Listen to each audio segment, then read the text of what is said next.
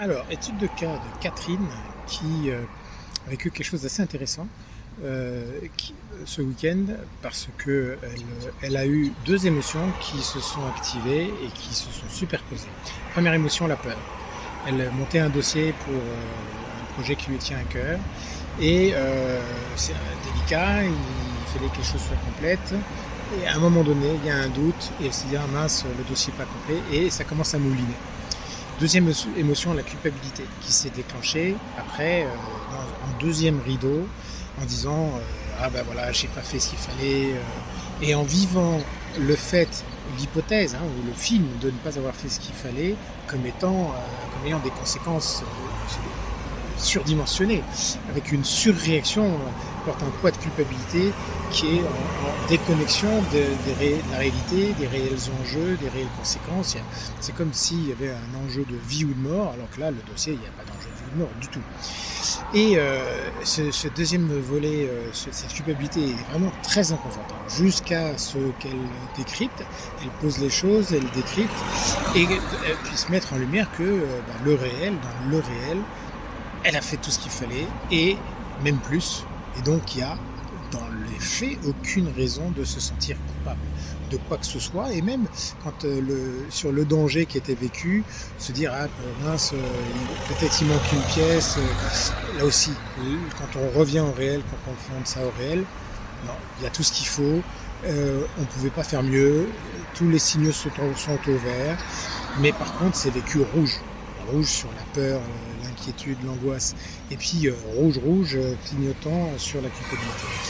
Poser les choses, le décryptage, voir les choses telles qu'elles sont, ramener les choses au réel, distinguer les déclencheurs des causes, confronter les films qu'on se fait à la réalité, au factuel de la situation. Tout ça, ça a permis à Catherine de faire passer les signaux du rouge clignotant à l'orange et même au vert.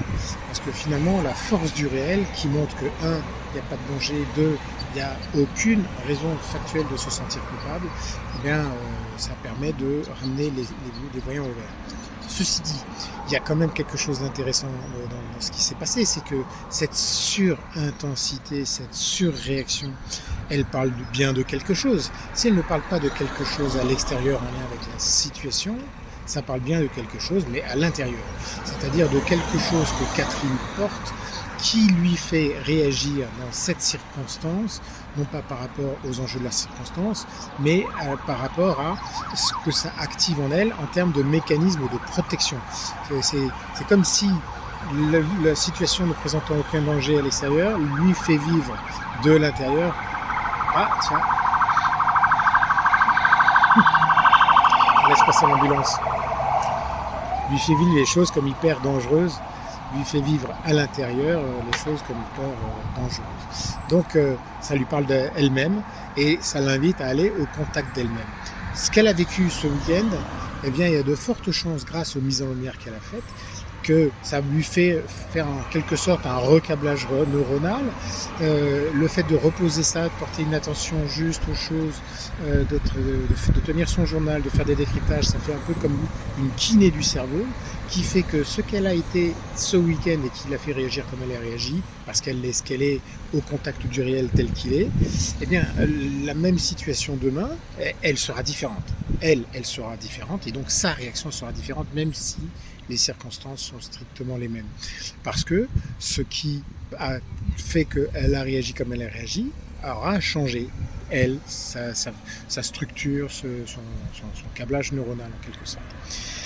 Voilà un exemple de la grande valeur ajoutée de la présence, de l'attention juste aux choses, des projecteurs à l'intérieur, des décryptages émotionnels, ce qui permet de vraiment faire la part des choses, ce qui nous appartient, ce qui ne nous appartient pas, ce qui est fictif, ce qui est factuel, ce qui est sensible, pas sensible, hypersensible finalement, et de développer la conscience et la connaissance de soi. Et c'est à travers ça qu'on opère les changements qui font que nos réactions de demain, pour des situations similaires, eh bien nos réactions vont être différentes. Alors, à vos décryptages, à vos journaux, et puis pour ceux que ça intéresse de développer et pour ceux que ça intéresse, j'organise chaque mardi un atelier masterclass sur comment décrypter ses émotions. Les infos sont à la fin de la vidéo ou en commentaire ou contactez-moi. À bientôt.